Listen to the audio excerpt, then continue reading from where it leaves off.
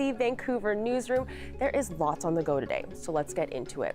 Now, it's been more than 2 weeks since Fort Nelson residents evacuated from their homes, and today they can finally start returning. An evacuation order for the Parker Lake wildfire was lifted this morning, giving the green light to about 4,700 people from the region that were told to leave earlier this month.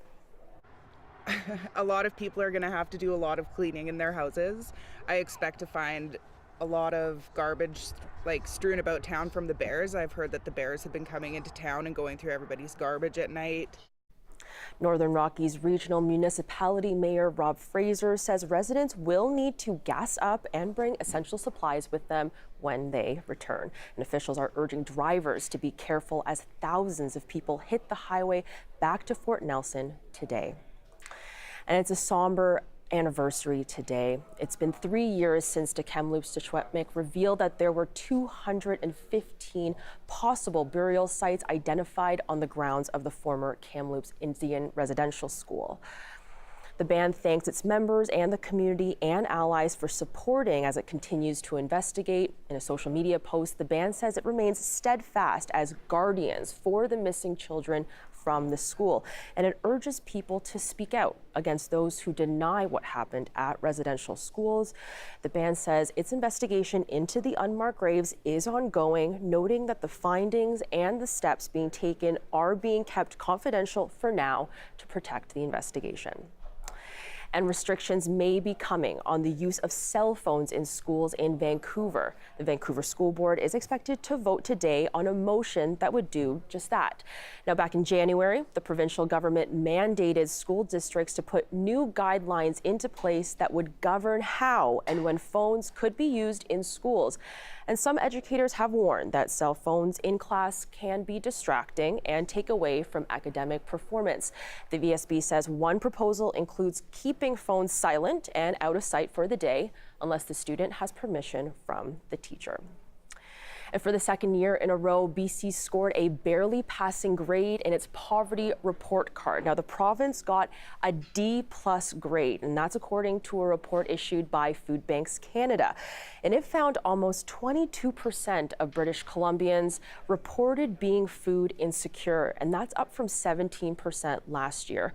Food Banks BC says demand is skyrocketing while donations are dropping.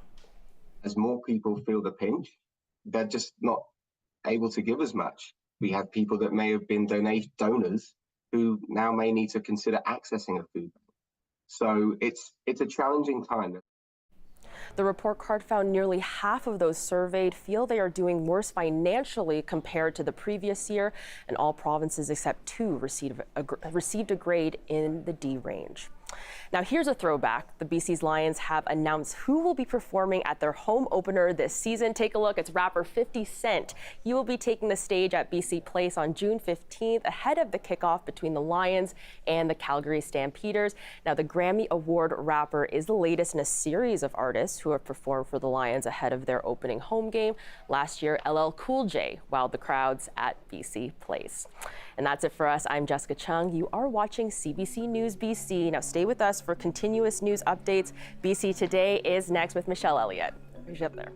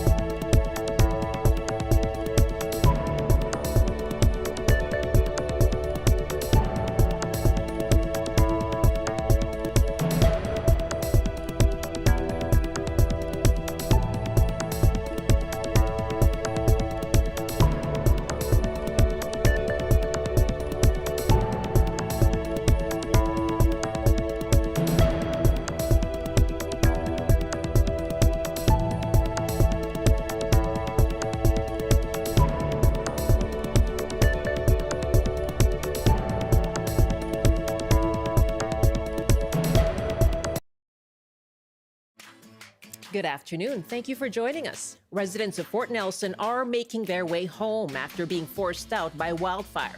We'll talk to Mayor Rob Fraser. On the open line, two big transportation projects are delayed, the new Pattullo Bridge and the Broadway subway project. What's the impact on you? Plus, it's been 3 years since the Tecumseh announcement of potential unmarked graves at a former residential school. We'll reflect on that toward the end of the show. I'm Michelle Elliott. Welcome to BC Today.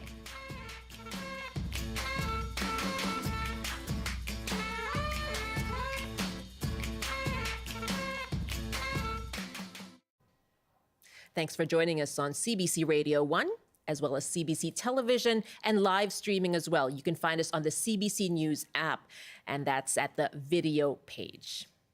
You can call us now on our top story as well. What's the impact of the delays to the Broadway subway line and the new Pattullo Bridge having on you? You can give us a call, 1-800-825-5950, 604-669-3733, and you can hit pound 690 on your cell phone. You can also email us, bctoday@cbc.ca. Well, it has been a long and uncertain 2 weeks for Fort Nelson residents. 4,700 people from the region, including members of the Fort Nelson First Nation, were placed on evacuation order due to the nearby Parker Lake wildfire. Another blaze, the Patry Creek fire, also continues north of the community.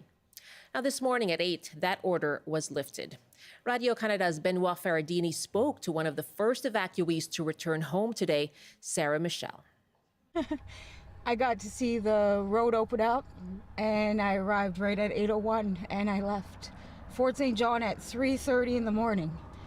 So I was really excited to see that. How does that feel for you after more than 2 weeks? Excited. Just to actually have my house and to be home in my hometown. I've been here 16 years. I'm actually in the clothes I was evacuated in. So I was like so happy to be home. Must be very emotional as well, I understand. Yes, and my older children are behind me somewhere. I do have 6 children with me, and they're all driving separately behind me. So I'm waiting for them to get home. What are the first thing you're going to do when you get back home? Like, what do you expect? Everything. Fort Nelson is just amazing, and I love my community. I love what they've done. When I get home, I'm just going to relax, you know? Take it easy for a bit. Do you feel safe now? That you're still under alert? I feel safe, and I'm very appreciative of all the firefighters that we have, the wildfire fighters we have, just everyone that came together to protect our community and know that we're safe again. And the volunteers from Yes, the and all the volunteers. We're all family here. We're all tight-knit. We know everybody, and yeah, we're very, very close. It's a very welcoming community here, so I can't wait for everyone to come home. That is evacuee Sarah Michelle, now back home in Fort Nelson. Joining me now is Rob Fraser, Mayor of the Northern Rockies Regional Municipality that covers Fort Nelson. Mayor, good afternoon. Good afternoon, Michelle. My goodness, what was going through your mind listening to Sarah Michelle there? Yeah, that her sentiments are reflected 4,700 times with everybody that's out there and wants to get back into the community. What were the conditions that led to this evacuation order being lifted this morning? Well, the imminent risk to the community from the wildfire has been significantly reduced. We were able to get all our safety infrastructure in the community up, and all of the critical services like the medical hospital, clinics, those sorts of things were up, which gave us the comfort that we could bring the residents back to the community safely. Okay, can we go through that a little bit more, perhaps in a couple of minutes, but can you describe for me, you're in your office right now, like what does Fort Nelson look like right now? So it's been foggy. I haven't been outside for about an hour or so. I've been in a meeting, but it was foggy this morning, very foggy, which is good because it means that the relative humidity is high, which is good for the fire. Except for the fog, I think it's clear above that. And I haven't heard that we've gotten any rain today. The fire is still burning within its boundaries, trying to burn itself out, which is very good. And the wildfire service is watching it closely and actioning it wherever it gets close to the boundary. Okay. And you are still under evacuation alert, is that right? That's correct. Yeah, there's fires burning all around us. This one, of course, that's right on our doorstep. And then the Pattullo to the north. Last I heard, same. It's burning within the black. The edges of it are not getting any bigger. And then out to the east of us, there's the Pattullo Lake fire and the Noga Creek fire, which are all very big. But the wind tends to blow from here to there, so they're not as forefront in our mind. Okay, right, in terms of what might actually have been a threat. And I know that the weather has been cooperating, which is good, but we do know that there is some damage to properties. There are 4 homes that were lost in Fort Nelson. And what we've heard from the Fort Nelson First Nation is that it did not lose any homes to the fire, but there have been some culturally significant areas that have been damaged. What is the extent of the damage in the community, in the region? So we know that 11 properties have been damaged now. We found out that there was one more property that we didn't really know about, but it's still 4 homes, 3 that were occupied. So we have 3 families that are out of their homes, and that's extremely tragic. There are some, I guess, some other damage that might happen to culturally sensitive areas, trapline cabins, as well as potential gathering areas that the First Nations will have been gathering at for generations. And so we'll have to see exactly what that looks like once the elders get back and are able to get out on the landscape to find out exactly what that damage looks like. Okay. And the 3 families, do they plan to return right now, or are they staying put and staying away? The 3 families whose homes have been destroyed? Yeah, so one of them was seasonal, and so they're not here, but the other 2 families are back. They have other extended families in town and have a place to stay. So they are in town. We gave them the opportunity to come in first before everybody else and get a good look at their properties, before it was inundated with people who wanted to see what was going on. Do you expect it to be quite busy today as people return? And I believe a bus is transporting people tomorrow as well. Yeah, there was some fear that there would be a big long lineup of people coming back to town, but I think people are spacing themselves out well on the highway. We're seeing them coming in trickles and dribs and drabs. It's 400 kilometers, so people will naturally space out as they come along the highway and stop for different reasons. So that's looking very good. That will help with safety. The buses will be leaving tomorrow, and there's about 150 people, I think, that went out on the buses. So we expect that many to come back. So there'll be a few buses that come over tomorrow. Okay, and you touched on infrastructure earlier. What is running? To what extent are medical services available? What should people know upon arrival? So water, sewer is working, hydro's up, natural gas is up. When it comes to medical care, the emergency ward at the hospital is up. There are, it'll take a little while for them to get the lab because it was a tactical shutdown. They essentially walked away from the equipment and didn't shut it down the way they would have liked. So that's going to take a little time before we get acute inpatients going, as well as the long-term care back. So anybody who has any, I guess, medical conditions that might need the hospital, they likely should stay away for a little bit longer and wait till the hospital is in full operation. The clinic is here and operating. The ambulance service has cars in town, and they're returning to normal operation, and the RCMP are here. So all of that is in good shape. What are the first steps people should take when they arrive? I think they should come to the Resiliency Center. It'll be open at 12. They can pick up some cleanup kits from the Red Cross. Then they're able to go home, inspect their properties, and start that cleanup. And we've put out a lot of messaging and pamphlets with respect to some of the things they should be doing within their home to clean it up once they get. And finally, Mayor, as you mentioned, you are still under evacuation alert. The fires are still there burning. What are you doing? What does the community need to do to prepare for the possibility of having to leave again? Yeah, there's so much work that we need to do. I mean, we've been working on our wildfire resiliency plan for a couple of years now, which includes the evacuation, which includes the plan to bring people back. And now that we've experienced this, the entire community has experienced this, we're going to be looking for their experience and how we might be able to modify, change, add to our resiliency plan to make it better if we need to do it again. It's going to be a long, dry summer, I hear, and so the risk is still there. But we're gonna put our noses down and we're gonna work hard at getting community input. And how are you doing amid all this?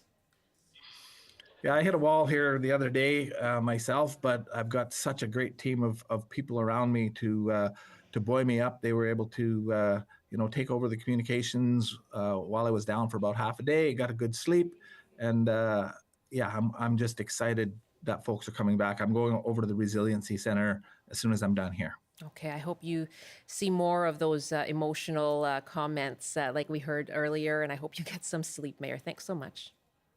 You're welcome. Thank you. Rob Fraser is the mayor of the Northern Rockies Regional Municipality that covers Fort Nelson, and about 4,700 residents of the region were under evacuation order from wildfire. They are able to return as of today. 12:17 now. This is BC Today. So what is next for the spread of wildfires around Fort Nelson? Well, the BC Wildfire Service published this update. My name is Eric Kopetsky. I'm a fire behavior analyst here at the North Peace Complex. Over the next couple of days, we're expecting some highly variable fire conditions. So we're going to have some places that will get rain, others will stay dry. In the areas that stay dry, we're expecting to see some trees beginning to candle, some fairly vigorous surface fire, showing that the fire still has lots of potential. With the rain, we're going to see many areas with very subdued fire behavior, and as our trees start to green up and grass starts to green up, that's aiding the fire in sort of slowing down. However, we're still in a very severe drought in this area, and it's causing really significant challenges to our firefighters. We're having lots of trees come down because of the drought. So the fire's burning the roots out, trees are falling down, and this is making it very difficult and time-consuming for our crews to mop up. So the fire's getting under these trees, we have to clear them to put the fire out, and it's taking a lot of time and effort. Eric Kopetsky is a fire behavior analyst for the BC Wildfire Service. Now, if you find yourself in an emergency where you're low on power or data on your mobile device, we do offer a low bandwidth version of the CBC website to which you can go for updates. It is called cbc.ca/lite. That's cbc.ca/LITE. And for any news updates, anytime, you can find those on the CBC News app.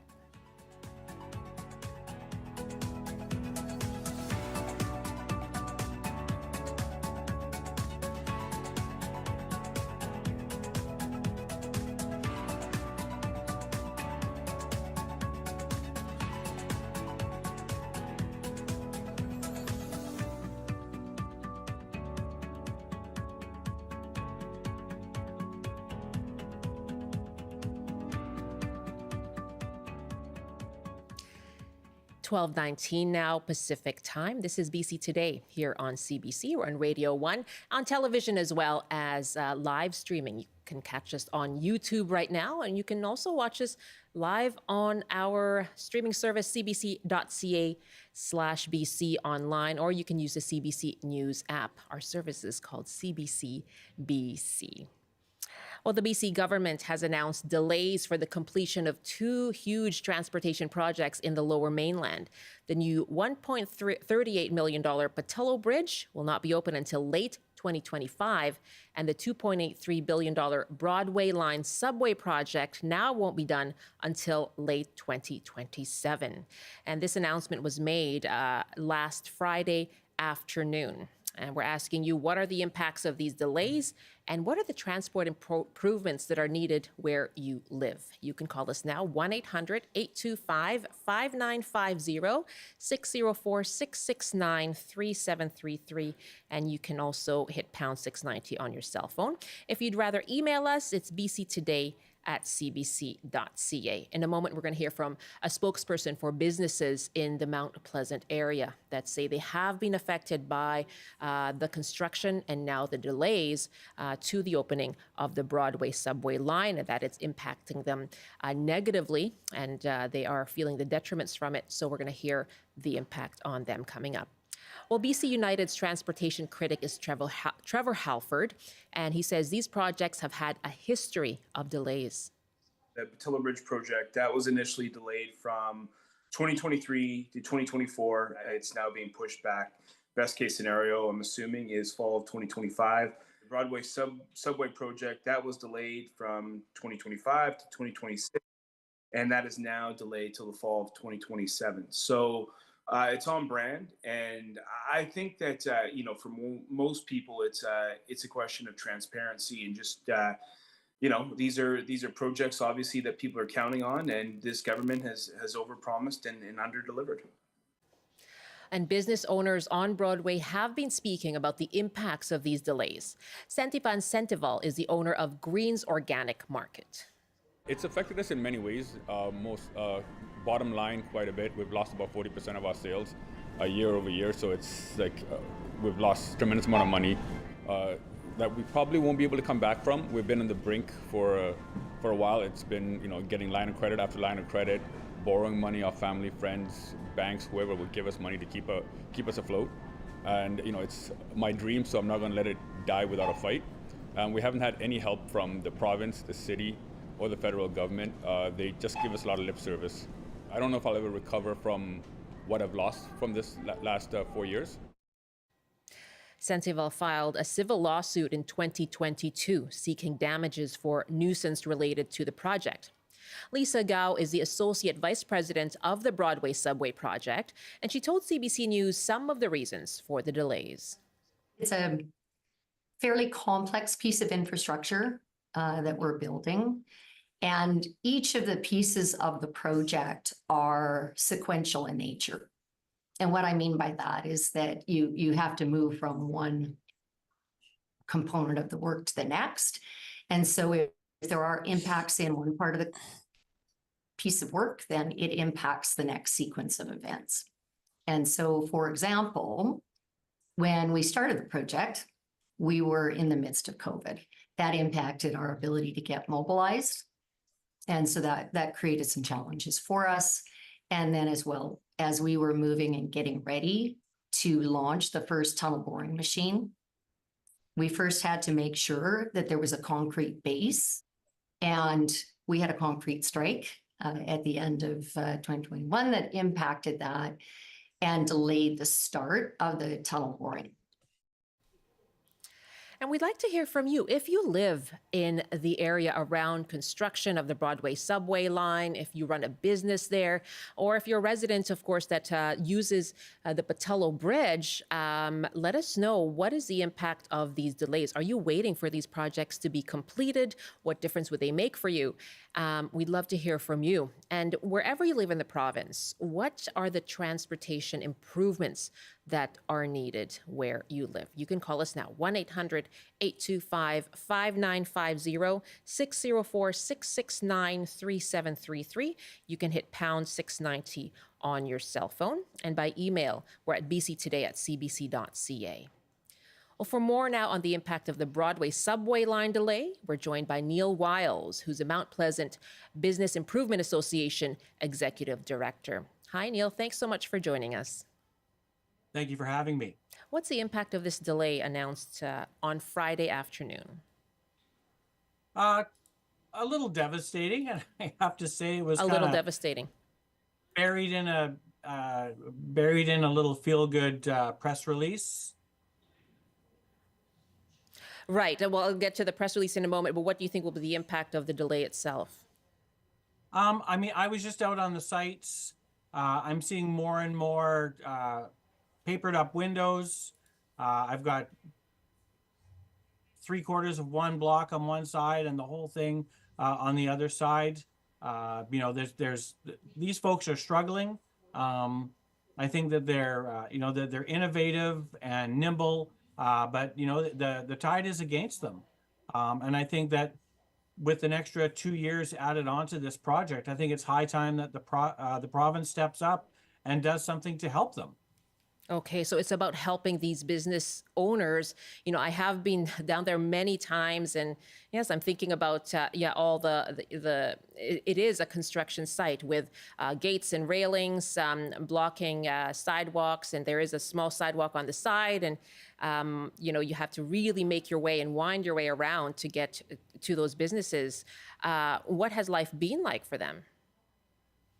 Some of them are sharing with me that they've, you know, extra mortgages, lines of credits. You know, they're struggling. They've had to lay off staff. You know, that they're working. You know, that they're working in the business all by themselves just to keep it going. And I don't think that that's not fair. These, you know, these construction projects, you know, are important to the city, but so are the small businesses.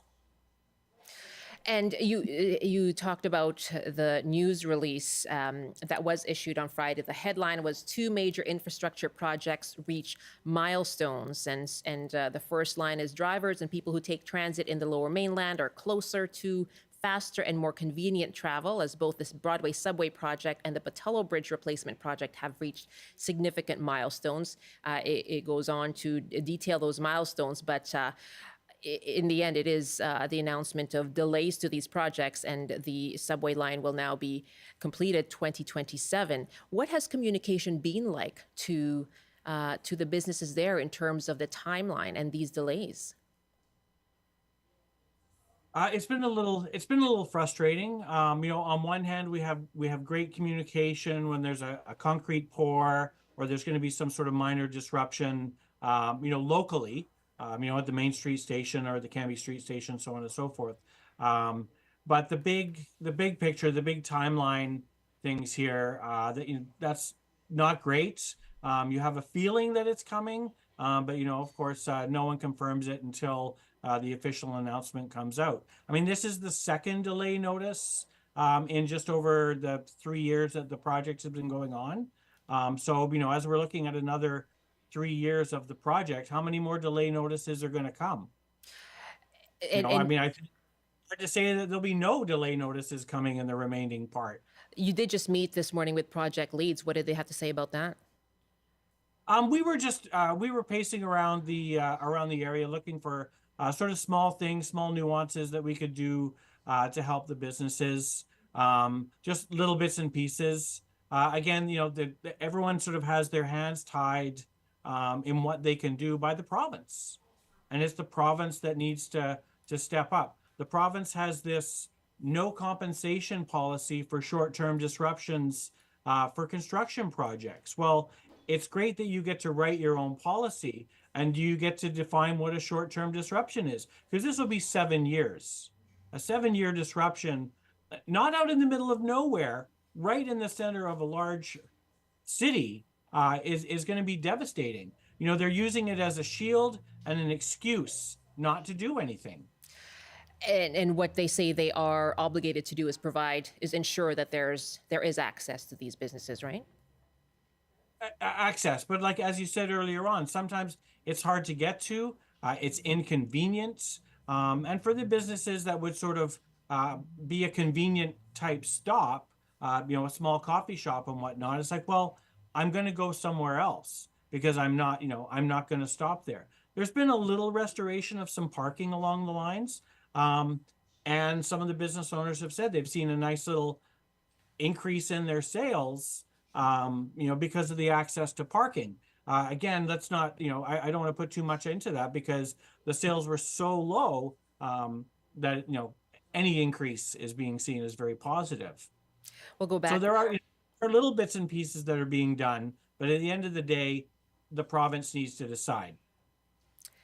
Neil Wiles is with me, Mount Pleasant BIA Executive Director. We'll go back to him coming up as well. And we are taking your calls, asking you what is the impact of these delays to the Broadway subway line, now to be completed 2027, and the new Pattullo Bridge now won't be open until late 2025. If you live in communities that use the travel along Broadway, or if you live along, run a business around Broadway or live in the area, Broadway and Cambie, or if you use the Pattullo Bridge, or if you live in Westminster or Surrey, let us know what is the impact of these delays on you.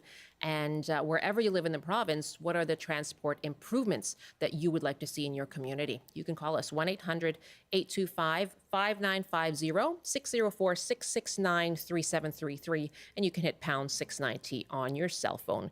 Our first caller coming up after the news will be Rob in Vancouver. All right, now let's pause for a news update, and here's the CBC's Tarnjit Parmar. The Vancouver School Board is looking at restricting the use of cell phones in schools. A motion before the board suggests that students kindergarten through grade 6 would be required to keep phones on silent and out of sight for the school day. The board is still developing possible policies for students in high school. Today marks 3 years since Tecumloops Tishuetmek identified more than 200 possible burial sites on the grounds of the former Kamloops Indian Residential School. An Indigenous Studies professor says it comes at a time of rising residential school denialism. The band is urging members and allies to speak out against those who deny what happened at residential schools. The House of Commons is holding meetings on how to better address anti-Semitism. The Standing Committee on Justice and Human Rights is hearing testimony today on what measures can be taken to address the fears that are being expressed by Canada's Jewish community. UBC President Benoit Antoine Bacon was one of the people speaking this morning. He says the university needs to be a place for different ideas and different points of view. And thousands of people forced from their Fort Nelson homes more than 2 weeks ago are now able to return. The wildfire evacuation order was lifted at 8 o'clock. More than 4,500 residents of Fort Nelson and the nearby Fort Nelson First Nation have been out of their homes due to the Parker Lake wildfire that was burning just west of the town. For more information, you can go to our website, cbc.ca/BC.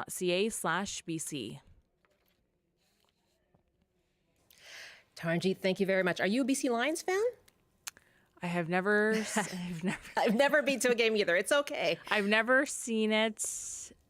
I have Sadly. been to one game, in fact, but you may want to go to the home opener next month, because opening and headlining the team's home opener will be rapper 50 Cent.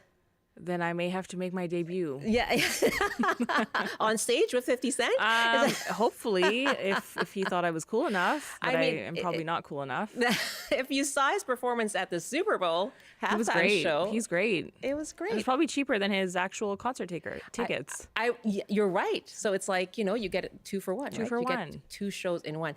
I did just book tickets to go see Missy Elliott in July. I'm so excited. I'm jealous. Yeah. She's great. She's amazing. She's got to be my favorite female MC. So, and you have 2 tickets. Do you want to take me with you, or someone has spoken for it? Someone has spoken. Our colleague Bridget Watson. But you know what? If I'll go find her. Yeah, convince her to do something else that day. Mm-hmm. Tarnjit, thanks so much. Thanks, Michelle. That's Tarnjit Parmar in the CBC Vancouver newsroom. Welcome back. You're with BC Today here on CBC. We are on Radio 1, as well as CBC Television, and live streaming as well on our website, cbc.ca/BC. Or you can use the CBC News app for all of our live coverage.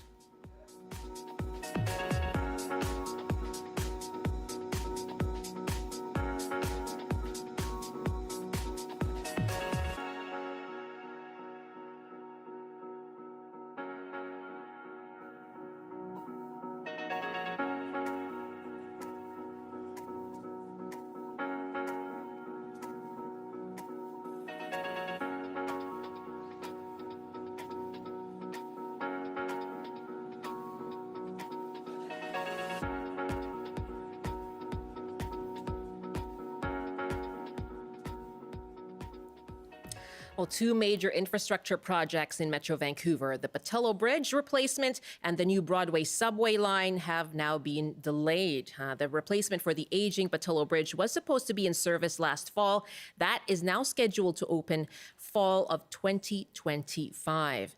And meanwhile, the Broadway subway project has been delayed again by a year. It's now scheduled to open in fall of 2027.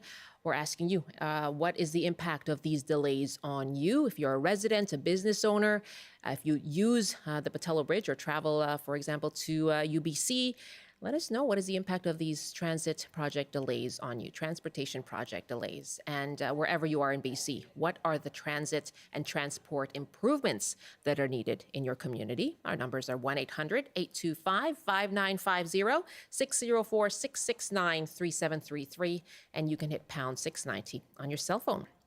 Rob is calling us in Vancouver. Hi, Rob. Hi. Hi there. Are you in the area around the Broadway subway line?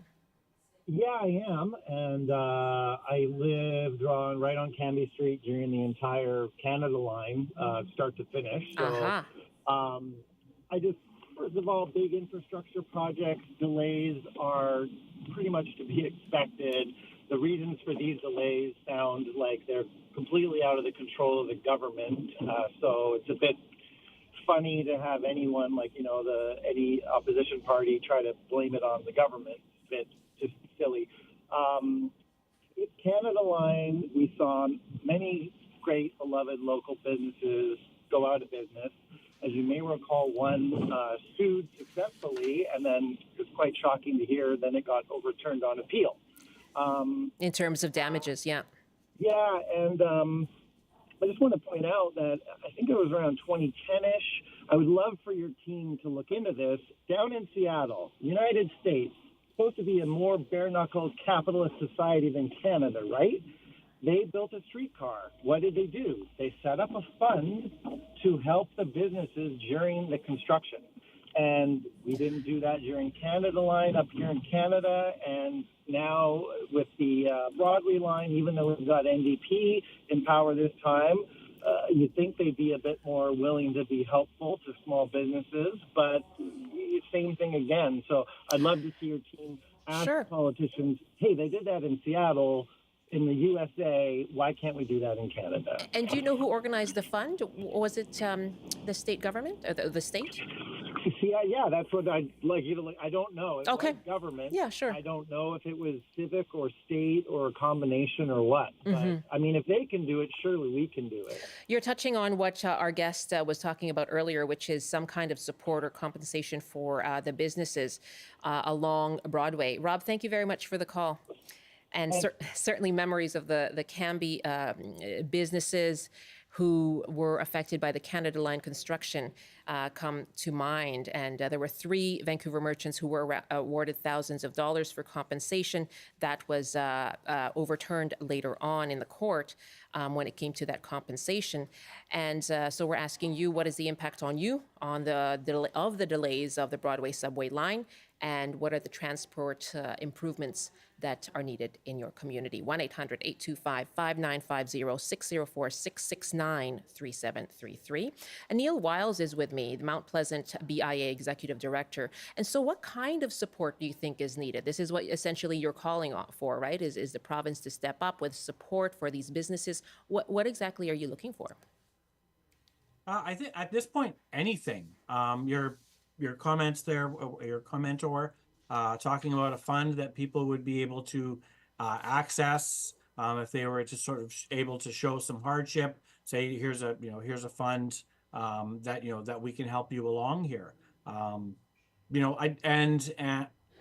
get the part about sort of not blaming the province. I was recently at a conference, and one of the guys pointed out that there'll be a global rebar shortage because the largest rebar producer on the planet is in Mariupol, Ukraine. So sometimes these things are out of the control of the organizations, or things happen. We understand that, but we can't just abandon these businesses along the way. There's enough scope here that they can help them at the same time. Okay, and who then are you advocating to? Would it be transportation or the premier, or who do you put those words to? Well, it's the Ministry of Transportation, which is the overarching control on this. I'm looking forward to the new provincial election. I will say I'm looking forward to some new provincial representation along this Broadway line corridor to see maybe this new representation will fight for these businesses because the current representation is not. So this is an election issue for you. It is an election issue for me. And I think it should be an election issue for everyone along the line here. Let's take a couple of calls now. My guest is Neil Wiles, the executive director of the Mount Pleasant Business Improvement Association, asking you about your thoughts on these delays that were announced on Friday afternoon in a press release, that there will be these delays to two big infrastructure projects, the Broadway subway line and the new Pattullo Bridge, asking for your thoughts on the impact. We actually have a business owner on the line now. Cheryl is calling from Vancouver. Hi, Cheryl. Thanks for calling us. And you own... Hey, good afternoon. Good afternoon. And you have a specific experience because you own Finch's Tea House. I sure do. Mm-hmm. And I just came from giving keys to the landlords because I had to close downtown Finch's in March. Right. And it was because of both scaffolding that went on my building and also the road work that's been happening for 2.5 years outside of downtown Finch's.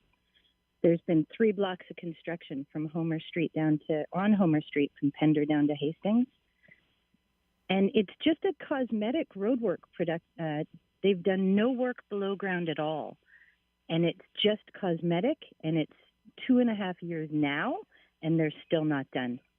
And I've watched road work in the city right in front of my shop on Pender Street quite a few times in 20 years, and it has to be done. They've ripped up, they have to put in new water lines, or you remember it was fiber optic cables a bunch of years ago. They rip up the street, but it was only, 3 weeks, 6 weeks, and everything's back to normal. Mm-hmm. And you just have to put up with it. And it's been explained over the years that it's not that the city wouldn't like to compensate businesses, but again, it becomes the tax base and we all have to pay for that. And it's just so expensive. That's the thing. Right. And in this Right? case, it would be, it's city work, right? It's a municipality? It's city work. Yeah. Yeah, pulling up Fez. So it's not the same as the Broadway construction and the transportation side, but just speaking to the construction side and the impact on small businesses. And can I tell you the one big thing that I have to say that the city needs to get its act together? The construction delays have been ridiculous, and it just seems to come down to people not actually being that good at their jobs. Rather than complexity of the project or weather or... Okay. Yeah, the project might, whether, they need to happen, you need to maintain the city, but the person at City Hall who's in charge of that project, I was on the phone and asking why all the big overruns, why have there been 2 months at a time go by without a single construction worker stepping foot on that project to keep things moving along. Weeks and months go by, nobody's out there, right? And so she explains to me, well, you have to understand, there's all these different crews and they all do different things. And so they all have to be there in the right order to do their part, right? Before the next one, you can book one them leads to another kind of thing, yeah. Of course. And she says, and of course they need different materials and you have to get that materials there and that has to be there at the right time. And I stop her to say, like, are you trying to explain contracting to me? Like you're the first people who've ever done it? Because that's kind of the art of it, is having the people you need and the crews and the companies and the materials they need on time and you be efficient. And that's good contracting. And letting weeks and months go by, it's just not being very good at your job. I don't, also. So it's the management. And when the management. Okay. And if people do that poor a job, we need to make sure that we have people, that there's accountability. And I'm sure there are people who are great at contracting, and we need to get them in those positions. Because she also explained there's only so many crews in the city, and you need people. You Labor can't have the crews. shortage as well. Cheryl, can I just let me finish this one thing. So again, I just had to suggest to her, it does seem a bit simple. How about the city or the province not start more jobs than they actually have the crews to finish? Because that's planning.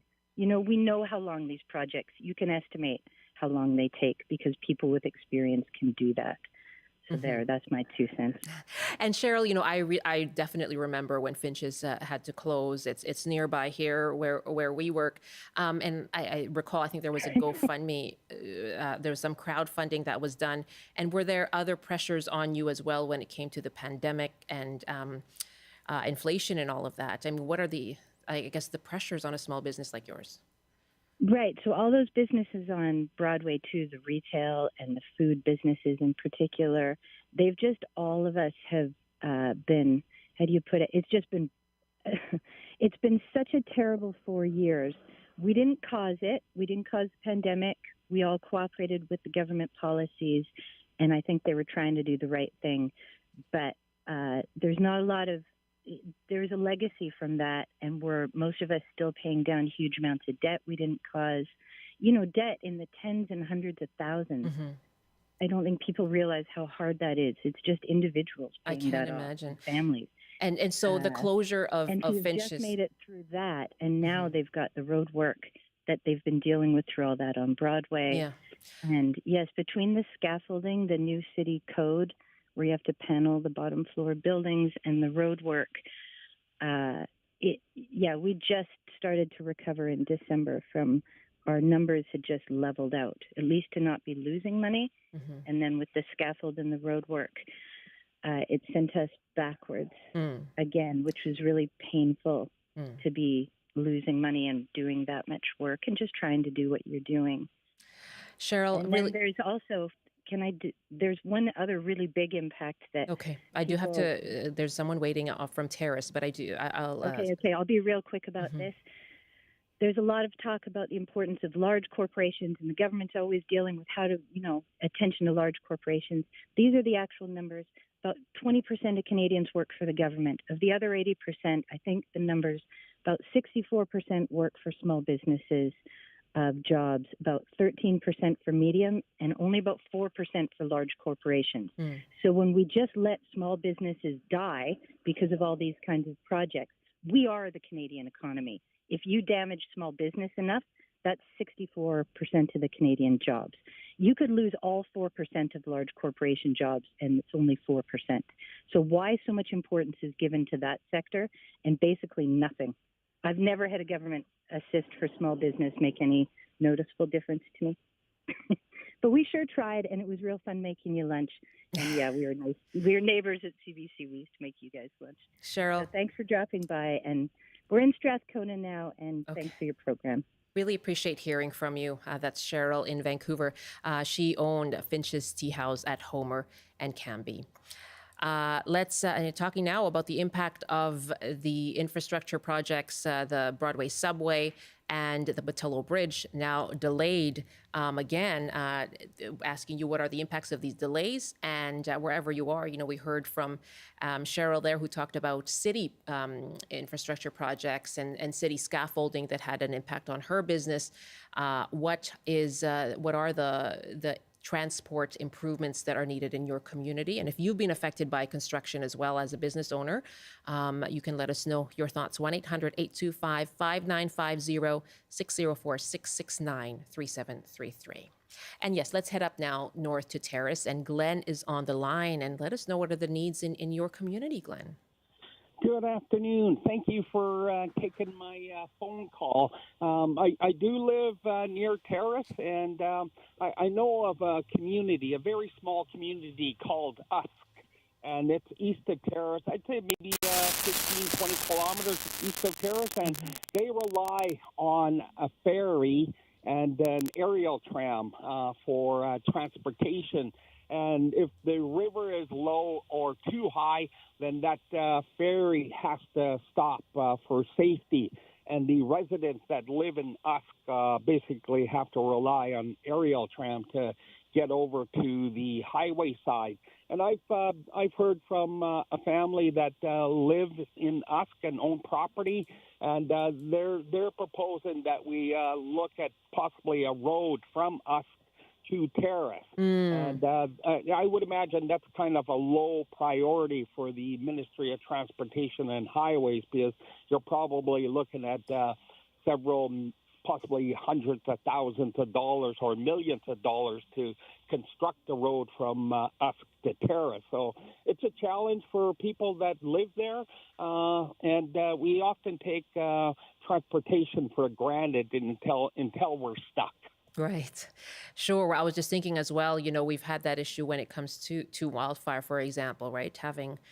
Having to travel by ferry over a river. And I wonder if that's becoming more of a concern as we see, I guess not so much in Terrace perhaps, but I'm hearing a lot about, the lack of the ability to get out of the community. Yes, and this has the attention of our local MLA, Ellis Ross. Mm-hmm. He understands the situation for the residents of Usk, and certainly he's willing to go to bat for his constituents. And so I hope one day that the Ministry of Transportation and Highways takes this very seriously, because the residents feel it's very important that they have transportation and access to the area. Yeah, really good to hear from you, Glenn. Thank you so much for sharing that. Thank you. I hope you have a good day. You Bye. too. That's Glenn joining us from Terrace, talking about the community of Usk that relies on ferry and an aerial tram to get across the Skeena River. And so he's saying, he's raising concerns about what happens if the ferry and the tram don't work. We are going to take a call from Vancouver now.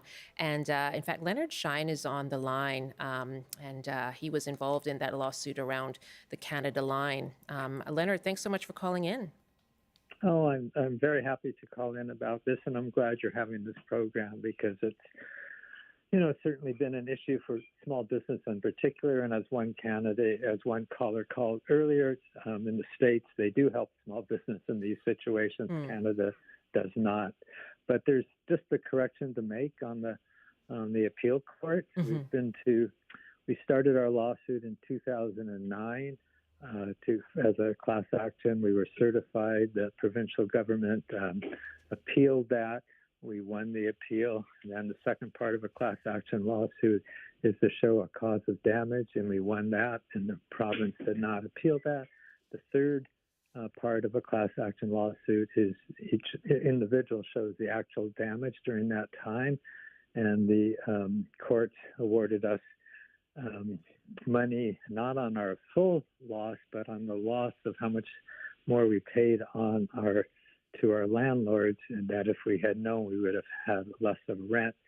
And then the Court of Appeal said the judge gave us 3 years on terms of our landlords, but we should only give us 1 year because the provincial government's put in a law to limit it to 1 year. Mm-hmm. So, and we were going to have our court case, and then COVID hit, and we still haven't had our last 6 case where then the government will, give us the money that the court has deemed on the 1 year thing. And right, and so it's still essentially before the court. It's still before the court from 2009. It Yeah. shows you how slow our system is. Of course, as you know, the federal government hasn't appointed 77 judges, so there's a really backlog on getting heard through the court systems. It's unfortunate what happened, because at one time the TransLink Board of Directors was from the elected city council and mayors of the region of the Greater Vancouver, and they wanted to go with Bombardier. Right. rather Leonard, than I'm sorry to jump in. I just want to make sure for people listening that they're clear on your history with this, because you own the Park Theater, is that right? Well, I was a tenant in the Park Theater. I operated the Park Theater. I didn't own the building. Okay. I had a land. And we know you as the operator of that. And can you take us through? I appreciate your clarifying the court case, but just take us through the impact of the Canada Line construction and what it had on the Park Theater, the restaurants, the Tie-Away Home, and the Cambie General Store, which were involved in the suit. Sure. 39 businesses went bankrupt. The businesses that survived mostly were businesses like myself that had other theaters, because I was also operating the Ridge Theater and the Fifth Avenue Cinemas. So although I was losing money, I lost $200,000 at the park because people just couldn't come there. Mm-hmm. At least I was making money in my other theaters. But for the people who didn't have that, they lost everything. And then most tenants signed personal guarantees with their landlord. So if they can't pay their rent, the landlord can go after their house, their car, their bank account. So it was really terrible.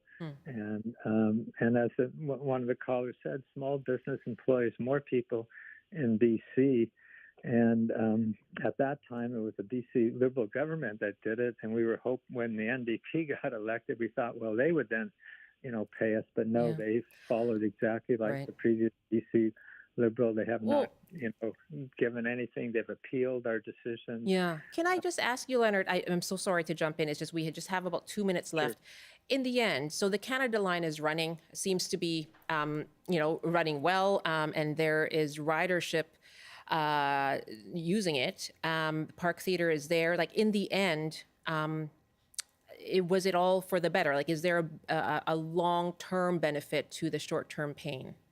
Oh yeah, no, we supported it. The BIA supported building it, but we were lied to by SNC Lavalin as well as BC Transit. They said there were 100 meters at a time, then cover, then they would cut and cover, but they just cut and they never covered. So that it's we about were willing to give up, 10 weeks of time, 12 weeks of time, but that wasn't what happened. Okay. And again, I'm sorry to jump in, and we're just running out of time here. But in essence, it's about that transparency. And let me just go back to my guest here, Noah. Neil Wiles is the executive director with the Mount Pleasant BIA. You've been listening to these calls, right? We heard from the owner of Finch's, who talked about scaffolding due to city construction work. Leonard Shine, who was the operator of the Park Theatre, and the impact from the Canada Line construction. Do you see a future, and you're calling for support now for the businesses, but do you see, this working out in the end for these businesses? I think once it's all done, there's going to be some improvements in the neighborhood. There has been increase in traffic, so on and so forth, around these large transit hubs. So. We are hopeful for that. But I mean, if Leonard's been fighting this since 2009 and it's still not done. These businesses have not been made whole. 39 of them went bankrupt. Like I say, these businesses hold on tooth or nail. Okay. Until they can't. And so we'll follow up. Perhaps it sounds like you're advocating to the Ministry of Transportation. We'll follow up with them on this story. I really appreciate your joining us this afternoon. It was a lot of time that you spent with us, and I know it's a busy day, so thank you very much. Thank you. That is Neil Wiles, the Executive Director for the Mount Pleasant Business Improvement Association. This is BC Today.